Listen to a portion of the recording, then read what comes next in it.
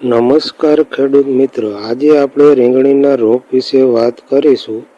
ચોમાસાની સિઝનમાં રોપને તૈયાર કરવા માટે જુલાઈ મહિનામાં બીજનું વાવેતર કરી દેવાનું હોય છે ને ઓગસ્ટ મહિનામાં રોપ તૈયાર થઈ જાય એટલે જે જમીનમાં રોપનું વાવેતર કરવાનું હોય તે જમીનને તૈયાર કરી લેવી. તેમાં આ રોપને સોંપી દેવાનો રહેશે. રીંગણીના રોપને જે જમીનમાં સોંપવાનો હોય તે જમીનને 2 વખત સારીથી ખેડ કરી લેવી. ખેડ કરી લીધા બાદ છાણિયું ખાતર નાખી દેવું ને NPK સુપર વાવી દેવું. આ રીતે જમીન તૈયાર થઈ જાય એટલે જે જગ્યાએ રોપ તૈયાર કરેલો હોય તે રોપને લઈ સોંપવાનું ચાલુ કરી દેવું.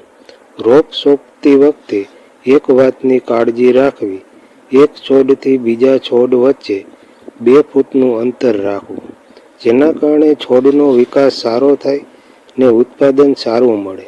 રોપને સાંજના સમયે સોંપવો, જેથી રાત્રિના સમયે જમીનમાં ભેજનું પ્રમાણ સારું હોય, જેથી રોપ ઝડપથી ચોંટી જાય ને નુકસાન સુકાય નહીં. રોપ સોંપણી બાદ વરસાદ ચાલુ હોય તો પિયત કરવાની જરૂર નથી ને વરસાદ ચાલુ ન હોય તો હળવું પિયત આપવું જરૂરી છે, જેથી જડ મજબૂત થઈ જાય ને રોપનો વિકાસ સારો થાય.